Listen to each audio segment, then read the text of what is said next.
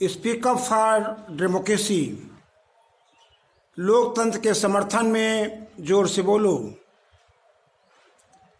एक बार पुनः ये साबित हो गया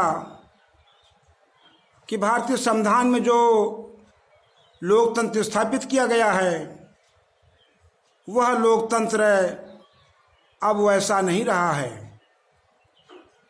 संविधान के अनुच्छेद 324 में जो निर्वाचन आयोग की स्थापना की गई है, अब निर्वाचन आयोग वैसा निर्वाचन आयोग नहीं रहा है।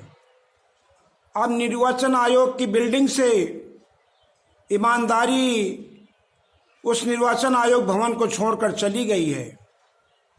निष्पक्षता उस निर्वाचन आयोग की इमारत को छोड़कर चली गई है और उस इमारत के अंदर अब फांसीवाद, पूंजीवाद, जाति मजहबवाद, भेदभाववाद वहाँ पर प्रवेश कर गया है।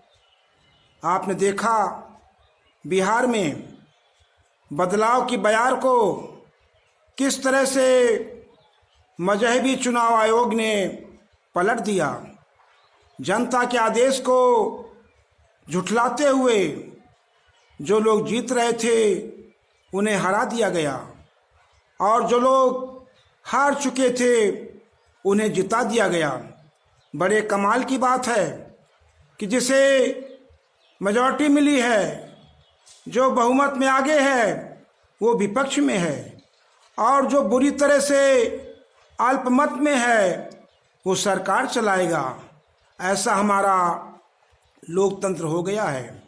डॉक्टर बाबा साहब अम्बेडकर ने जिस लोकतंत्र की स्थापना संविधान में की है, डॉक्टर बाबा साहब अम्बेडकर ने जिस भारत निर्वाचन आयोग की स्थापना संविधान में की है, उस निर्वाचन आयोग से ये उम्मीद की गई थी कि यह निर्वाचन आयोग निष्पक्ष रहेगा, जाति मजहब, पूंजीवाद, भाषावाद, तमाम और बुराइयों से दूर रहेगा। बल्कि भारत निर्वाचन आयोग एक ईमानदारी से सभी के लिए काम करेगा, वो किसी के झुकाव में नहीं रहेगा।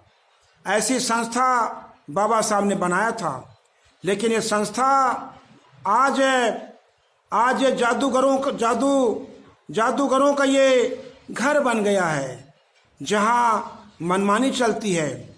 और मनमानी किस बहाने चलाई जाती है? जो संविधान में निर्वाचन आयोग को यानी कि काम करने के लिए जो शक्तियां दी गईं, शक्तियां कौन सी? नियंत्रण करने की शक्ति, निर्देशन करने की शक्ति और अधीक्षण करने की शक्ति।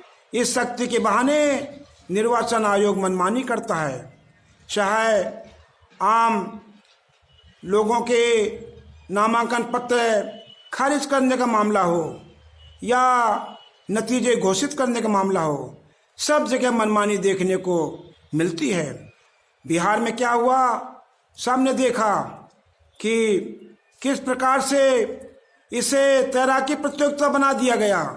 कभी ये आगे जा रहा है, कभी वो आगे जा रहा है और अचानक जो पीछे चल रहे थे उनको आगे कर दिया, जो आगे जा रहे थे रेस में उन्हें पीछे कर दिया, विलंब से नतीजा घोषित किया। और इतना ही नहीं, कहीं पर कोई पारदर्शिता नहीं दर्शाई। तो साथियों, पढ़े लिखे लोगों, ये लोकतंत्र रहेगा और जब लोकतंत्र सही रहेगा तो निर्वाचन आयोग को सही करना पड़ेगा। और निर्वाचन आयोग अगर गड़बड़ियां कर रहा है तो लोकतंत्र टूटेगा और लोकतंत्र टूटेगा तो भारत फिर से टूटेगा। और इस बार भारत मजहबवाद के आधार पर टूटेगा, पूंजीवाद के आधार पर टूटेगा। इस बार भारत अमीरी गरीबी के आधार पर टूटेगा और जातिवाद के आधार पर टूटेगा। इसलिए पुनः भारत का फिर से विभाजन टूटन न हो, हमें निर्वाचन आयोग को ठीक करना पड़ेगा ताकि हमारा जो लोकतंत्र है उस संविधान के अनुरूप चलता रहे।